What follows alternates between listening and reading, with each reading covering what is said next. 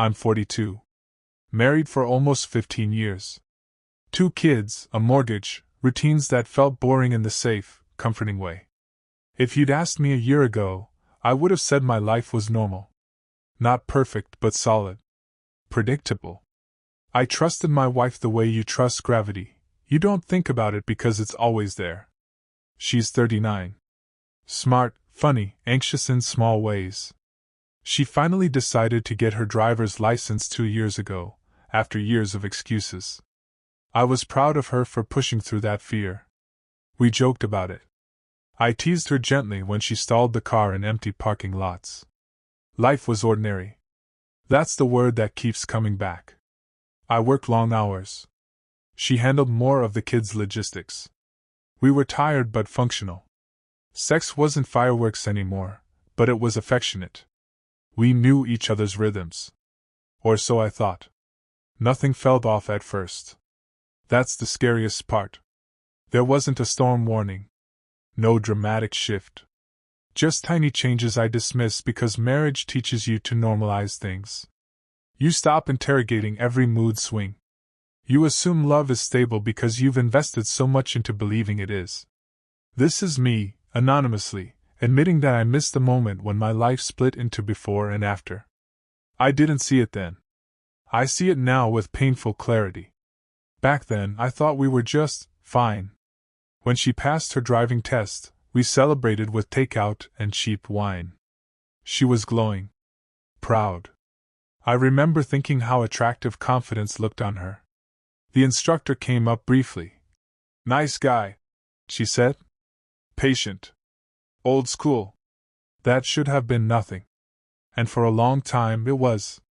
About 8 months later, she mentioned wanting to practice more. Said she felt rusty. Claimed she was nervous driving alone with the kids. That made sense. I encouraged it. Even offered to go with her, but she waved it off. I need to build confidence myself. She said she'd booked a few refresher lessons. Same instructor. I didn't love that, something about paying a stranger when I was right there, but I swallowed it. I didn't want to be controlling. I wanted to be supportive. That's a theme, by the way. Me wanting to be the good guy. The lessons became weekly. Then twice a week. She started dressing differently on those days. Nothing outrageous, just more effort. A little makeup. A different perfume. I noticed, but I also liked that she was taking care of herself. I told myself that. She'd come home energized. Chatty. Sometimes distracted. Sometimes distant. She'd scroll her phone more. Smile at texts she didn't share. I remember one night asking, jokingly, "What, your instructor flirting with you?" She laughed too fast and said, "You know. He's like 50. That laugh still echoes in my head. Red flags are obvious in hindsight. At the time, they look like tiny inconveniences you don't want to fight over. She started protecting her phone. Not dramatically, just subtle shifts. Face down on the table. Taking calls in the garage. Locking the bathroom door, which she never used to do. I told myself it was stress. Or me projecting my own insecurities. I'd read enough Reddit posts to know not to be that guy. The paranoid husband. The jealous stereotype. I trusted her. That was my identity in the relationship. The calm one. The rational one. But my body knew before my brain did. That tightness in the chest when she left for practice. The way I'd check the clock. The irrational irritation when she came home late with excuses that were just vague enough to sound rehearsed. Once, I asked how long the lesson was supposed to be. She snapped, "Why are you interrogating me?" I backed off immediately and apologized. I hated conflict. I still do. That night she cried and said she felt like she couldn't do anything without being judged. I held her while she shook. I felt like the villain. Looking back, I'm angry at myself for that moment. Not because I was wrong, but because I abandoned my instincts to preserve peace. I learned later that peace built on silence isn't peace at all. It's just delayed destruction. The doubt didn't explode. It crept. One afternoon, I was folding laundry and her phone buzzed on the bed. I wasn't snooping. I swear that matters to me, even now. The screen lit up with a name I didn't recognize. Just a first name. A message preview popped up. Still thinking about yesterday. You okay? My stomach dropped. That physical sensation people describe? It's real. Like your insides are suddenly heavier. I told myself it could be anyone. A friend. A coworker. The instructor. That last thought made my hands shake. I didn't open the message. I put the phone back exactly where it was, like touching it would contaminate me. I spent the rest of the day in a fog, oscillating between denial and terror. That evening, she was cheerful. Kissed me on the cheek. Asked about my day. I watched her mouth move and wondered how long she'd been lying to me, or if I was losing my mind. I almost confronted her then. Almost. Instead, I asked casually, "How was practice?" She hesitated for half a second too long. "Fine. Same as usual." That half-second changed everything. I didn't sleep that night. I stared at the ceiling and replayed our entire marriage, trying to find the moment it went wrong. Or if it was always wrong and I just didn't see it. In the morning, she was already up. Dressed. Nervous energy buzzing off her. She said she was going out early to get it over with. I followed her car. I'm not proud of that. But I also don't regret it. She didn't go to the usual practice area. She drove across town and parked outside a small office building. The sign matched the driving school name I'd seen on the invoice months ago. I sat in my car, heart pounding, telling myself this proved nothing. Then he showed up. He wasn't 50. Maybe mid-40s. Fit. Confident. He leaned into her window and smiled. She smiled back the way she used to smile at me when we were dating. Open. Soft. They didn't start a lesson. They hugged. That was the moment my denial died. I drove home numb, alternating between rage and disbelief. I wanted to confront them both. I wanted to disappear. Mostly, I wanted this to not be real. When she came home, hours later, she knew. I don't know how, but she knew I knew.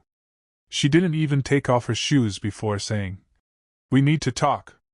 We sat at the kitchen table like strangers. The kids were at school. The house felt hollow. I asked, "How long?" She cried immediately. Full-body sobs.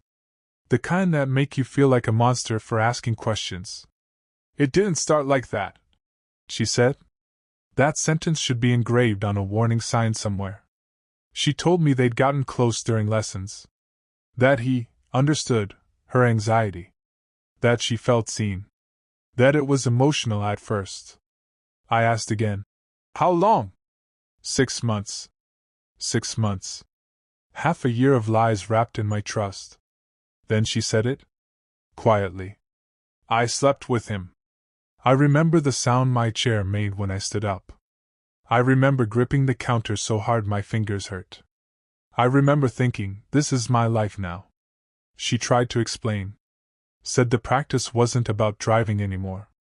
Said it felt like an escape. Said she never meant to hurt me. I laughed. A sharp, ugly sound. "But you did." She said she loved me. Said it was over. Said she was confused. I asked if she used protection. She looked away. That's when I threw up in the sink. The hours after that blurred together. Anger. Silence. Tears. Me pacing like an animal trapped in a cage. I asked every question you're not supposed to ask. What he was like. If he was better. If she loved him. She said no. Then said she didn't know. Then said she loved me but felt lost. Lost. Like she misplaced her keys. Not like she detonated our family. I told her to leave. She begged me not to. She clung to my legs, crying, saying she'd do anything. I felt powerful and powerless at the same time. That night, I slept on the couch. I stared at photos of our kids on my phone and wondered how to tell them their world was about to crack. I hated her. I loved her. I hated myself for still loving her. The instructor texted her while she was crying next to me. I saw the notification. That broke something in me that hasn't healed. The confrontation with him happened 2 days later. I shouldn't have gone. But rage makes you stupid. I found the driving school address. Walked in. My hands were shaking so badly I could barely speak. I said, "You slept with my wife." He went pale. Tried to play calm. Said it was mutual. Said he didn't know she was that unhappy. I punched him. Once. Not hard enough to feel satisfying. Hard enough to hurt my knuckles for weeks. He threatened the police. I walked out. That didn't give me closure. It gave me emptiness. When I got home, my wife screamed at me for risking our future. I screamed back that she'd already burned it down. We said things you can't unsay. That night, I realized this wasn't just about sex. It was about betrayal of reality. I no longer knew what was true. The weeks that followed were survival mode. We tried therapy. She cried. I stared at the floor. The therapist talked about rebuilding trust like it was a home improvement project. Trust isn't drywall. You can't just patch it. I checked her phone obsessively. Every buzz sent my heart racing. She complied, but resentment leaked out in other ways. The kids sensed something. They always do. More nightmares. More clinginess. I felt like I was failing everyone. Some days I wanted to forgive her just to make the pain stop. Other days I wanted to pack a bag and vanish. I didn't recognize myself anymore. Shame was the worst part. Not hers. Mine. I told no one at first. I was embarrassed. Ashamed that I hadn't seen it. Ashamed that another man had been inside my marriage. When I finally told my brother, he asked why I was still there. I didn't have an answer. My wife oscillated between remorse and defensiveness. She wanted reassurance I couldn't give. She asked me if I still loved her. I said, "I don't know." That was the most honest thing I'd said in months. 6 months after the confession, just when I thought the worst of the bleeding had slowed, I found the emails. I wasn't even looking for them in a dramatic way. No midnight spying, no adrenaline rush. We were sitting on opposite ends of the couch, watching something mindless, pretending to be a couple. Her laptop chimed. She stiffened. That tiny reaction, the kind only someone hiding something has, was enough. I asked calmly, "Who's that?" She hesitated. Again. That same half-second pause that had haunted me since the beginning. "It's nothing," she said. "Just spam." I asked her to open it. She didn't want to. She sighed heavily, like I was exhausting her. Like my trauma was an inconvenience. When she finally opened her inbox, there it was. His name. Not buried. Not deleted. Active. Weeks of messages. They weren't explicit. That almost made it worse. They talked about feelings. Regret. Missing each other. How intense everything had been. How hard it was to let go. She called it closure. I stared at the screen, strangely calm. I didn't yell. I didn't cry.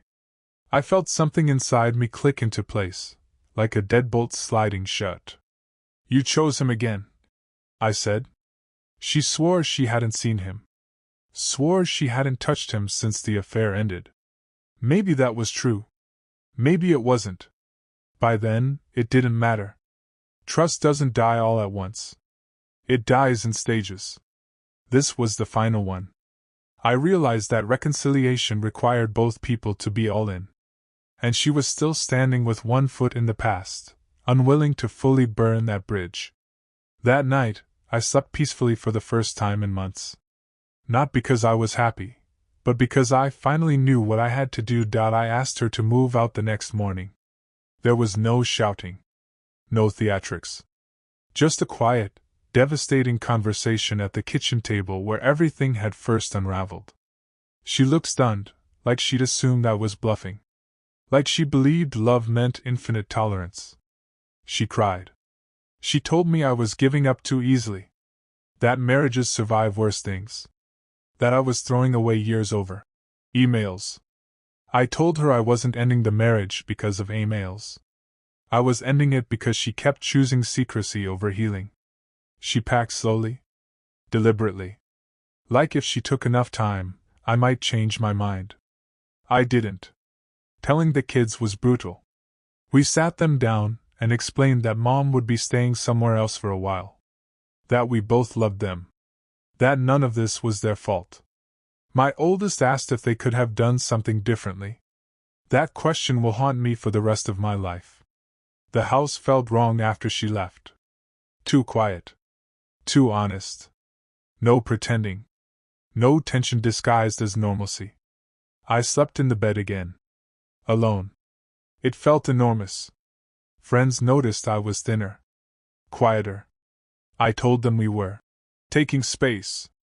That phrase does a lot of heavy lifting. Some nights I missed her laugh. Other nights I remembered her lies and felt sick. Grief isn't linear. It loops. It ambushes you. But beneath all of it, there was something new, relief. The messages started about a month after she moved out. Late-night texts. Long apologies. Voice notes she deleted before I could hear them. She said she finally understood the damage she'd done. That losing me was the wake-up call she needed. That she was in individual therapy now. That she'd cut him off completely. Sometimes I believed her. Sometimes I stared at my phone and felt absolutely nothing. I'd type responses. Long ones. Honest ones. Angry ones. Then I'd delete them. Silence felt safer than reopening wounds. She asked if there was any chance. Even a small one. I told her I didn't know who I was anymore, let alone what I wanted. Dating apps were suggested by friends. I downloaded one. Deleted it the same day. I wasn't ready to be seen by someone new when I barely recognized myself. I started journaling instead. Writing things I never said out loud. Rage. Sadness. Humiliation. Missing her hands on my back when I couldn't sleep. Some days I hated her. Some days I missed her so badly it felt like withdrawal. That's the part people don't talk about. You can miss someone who hurt you. Both things can exist. It doesn't mean you're weak. It means you're human. I don't know if I'll ever trust the same way again. That kind of blind, easy trust feels naive now. Like a language I used to speak fluently but have forgotten. I analyze everything. Tone changes. Delayed replies. Body language. I hate that version of myself, but I don't know how to turn it off. Therapy helps. Slowly. Painfully. I'm learning that trust isn't about certainty. It's about risk. And right now, I'm risk-averse. I still love her in some quiet, distant way. Like loving a country you can't return to. But love isn't enough. Not when respect is gone. Not when honesty became optional. I grieve the man I was before this happened. The one who believed marriage was a safe place by default. Now I know it's only safe if both people protect it. If there's anything I've learned, it's that ignoring your instincts doesn't make you noble. It makes you vulnerable. I thought trust meant silence. That being supportive meant swallowing doubt. I was wrong. Love should not require self-erasure. I don't regret the years we had. I regret the years I stayed quiet when something felt wrong. I'm rebuilding. Slowly. Unevenly. Some days I feel strong. Other days I feel hollow. But I'm honest now. With myself, at least. And that's something I didn't have before. If you're reading this and something in your life feels off, don't gaslight yourself into comfort. Ask the hard questions. Even if you're afraid of the answers. Especially then. This story doesn't have a clean ending. Just a man learning how to live with the truth. And maybe, one day, learning how to trust again.